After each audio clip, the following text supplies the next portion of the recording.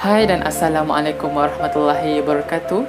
Kami daripada kumpulan 5, Seksyen 22, Falsafah dan Isu Semasa ingin membentangkan kajian kami yang bertajuk Keindahan Etika dalam Islam di bawah tema Etika Islam. Kumpulan kami terdiri daripada 8 individu yang dimulai dengan saya sendiri, Zul Idham bin Nasri, diteruskan dengan Millions Anak Asih, Muhammad Ikram Daniel bin Zainuddin, Muhammad Afiq bin Badrul Hisham, Muhammad Aiman bin Muhammad Sufyan, Nur Fatiyah binti Harun, Pavir Tana anak perempuan Murgabah, dan akhir sekali Virushini anak perempuan Morgan. Pengenalan bagi tajuk keindahan etika dalam Islam ini ialah konsep keindahan adalah di bawah kategori falsafah aksiologi iaitu estetika, manakala etika membawa maksud peraturan yang telah ditetapkan ke atas individu tersebut ataupun ahli kumpulan di dalam sesuatu kelompok kaum, agama ataupun bidang yang diceburinya. Etika dalam Islam merupakan etika deskriptif yang menekankan kepada matlamat penciptaan manusia dan peranan yang wajib dimainkan oleh Muslim sebagai hamba Allah dan khalifah di muka bumi ini. Maka sebagai penganut agamanya, kita perlulah menjalankan tanggungjawab tersebut. Salam sejahtera, saya Millions Anak Asih dan saya akan membentangkan permasalahan dan objektif kajian. Antara permasalahan yang dihadapi untuk menjalani etika dalam Islam adalah dari aspek kemanusiawi, individu tidak dapat menentukan betul atau salah di mana elemen ini adalah nilai yang harus ada dalam beretika. Yang kedua, sikap pelajar yang buruk menjadi tanda tanya masyarakat terhadap fungsi institusi pendidikan. Yang ketiga, faktor sekeliling mempengaruhi etika Islam dalam kehidupan seharian. Objektif kajian kami yang pertama adalah untuk menjelaskan konsep keindahan etika dalam Islam. Yang kedua, untuk mengetahui faktor yang mempengaruhi keindahan etika dalam Islam. Yang ketiga, untuk merungkai fungsi institusi pendidikan sebagai elemen pembentukan etika dalam Islam. Yang keempat, untuk menghuraikan kepentingan dan kesan pengamalan etika dalam Islam. Dan yang terakhir, untuk menganalisi langkah-langkah dalam mengukuhkan etika Islam baik dalam diri individu ataupun masyarakat luar. Metodologi terbahagi kepada dua bahagian, iaitu kuantitatif dan juga kualitatif. Yang pertama, kuantitatif merupakan kajian tinjauan. Pengaji menggunakan kaedah soal selidik bagi mengenal pasti kefahaman masyarakat Muslim terhadap etika Islam. Ia mengandungi 3 bahagian. Yang pertama adalah demografi responden, yang kedua adalah pemahaman konsep, dan yang ketiga adalah amalan responden. Seterusnya adalah kualitatif, merujuk kepada perpustakaan. Merujuk kepada perpustakaan secara atas talian seperti Google Scholar dan Scopus untuk mencari artikel yang berkaitan dengan etika dalam Islam. Ia juga digunakan dengan teliti dalam penulisan suratan kajian. Assalamualaikum warahmatullahi wabarakatuh. Saya Nur Fatiyah binti Harun akan menceritakan mengenai bingkisan suratan kajian pada projek kali ini. Apa yang kami dapat simpulkan daripada projek kali ini adalah Al-Quran yang merupakan kitab suci bagi agama Islam telah menceritakan mengenai etika-etika di dalam Islam. Antaranya, ayat ke-38 di dalam surah Al-Mudaththir telah menceritakan mengenai nilai bertanggungjawab.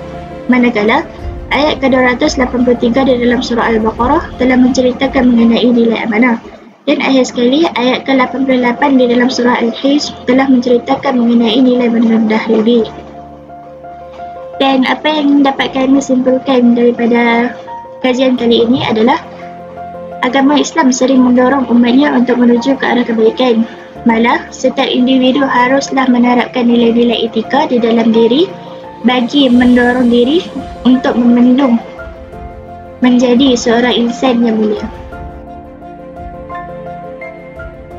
Dapatan kajian yang kami dapat perolehi melalui edaran soal selidik dalam bentuk Google Form adalah terbahagi kepada 3 bahagian, iaitu bahagian A, demografi responden, bahagian B, kefahaman tentang etika Islam, dan bahagian C, amalan berkaitan etika Islam. Saya, Millions Anak AC, akan membentangkan bahagian A, iaitu demografi responden. Soalan pertama yang disoalkan adalah jantina. Sebanyak 58.5% responden kami adalah lelaki. Seterusnya, kebanyakan responden kami adalah dalam golongan umur 21 hingga 25 tahun.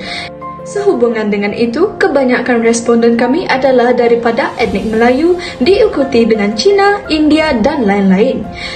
Seperti yang dijangka, responden kami adalah kebanyakannya bujang. Dan akhir sekali, pelajar FKEE adalah merupakan responden yang paling banyak menjawab kepada soal selidik kami.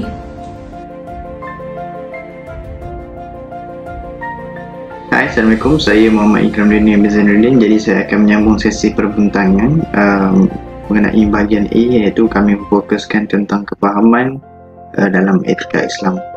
Bagi soalan yang pertama adalah etika dalam Islam mencerminkan apa yang dilalui dalam diri seseorang berdasarkan tingkah laku Muslim. Jadi untuk soalan ini majoriti memilih sebagai setuju sahaja bagi pilihan mereka.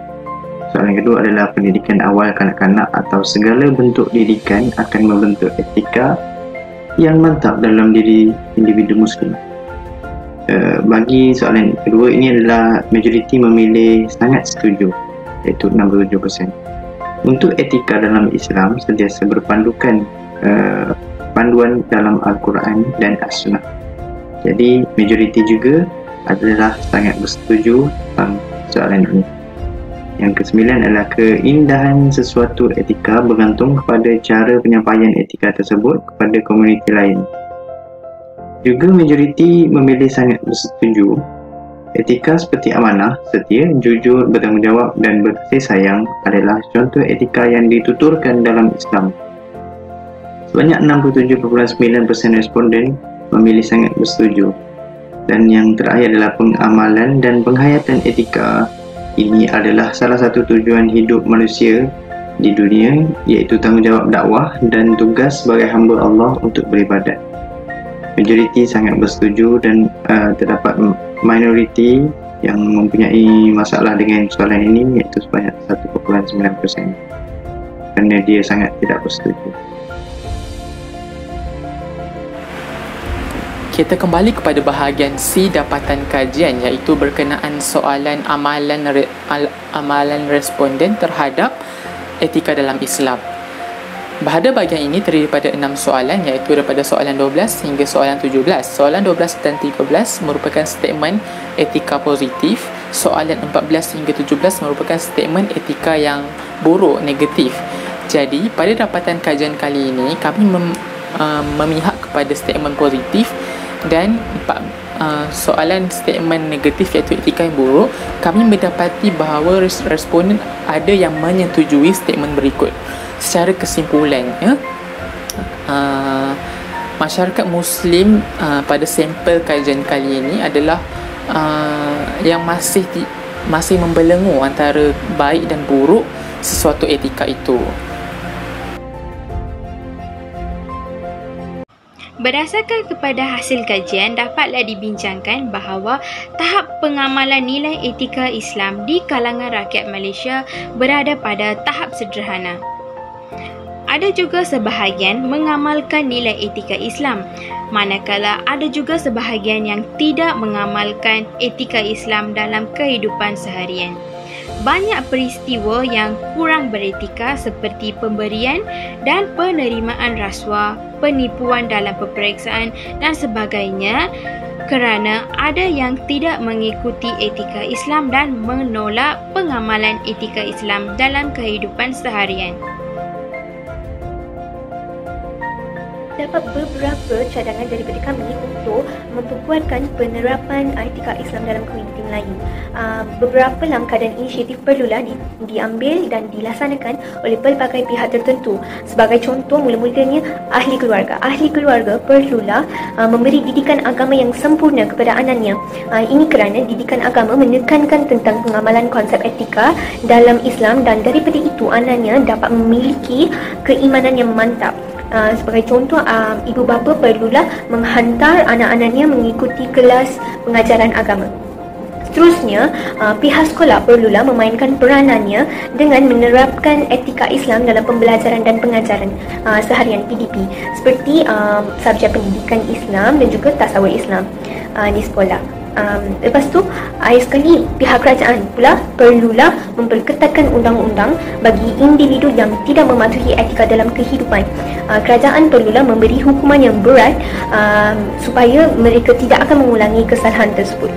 Pelaksanaan langkah-langkah tersebut oleh pihak-pihak tertentu akan sangat membantu dalam memperkukuhkan penerapan etika Islam dalam kalangan rakyat Malaysia. Kesimpulannya ialah kita dapat simpulkan bahawa pendidikan etika itulah sangat penting bagi seseorang Muslim tersebut kerana ia akan menggambarkan keindahan etika Islam itu sendiri, dan pendidikan akhlak akan menjadi asas dasar bagi seseorang Muslim tersebut untuk berinteraksi dengan Sang Pencipta dan sesama manusia.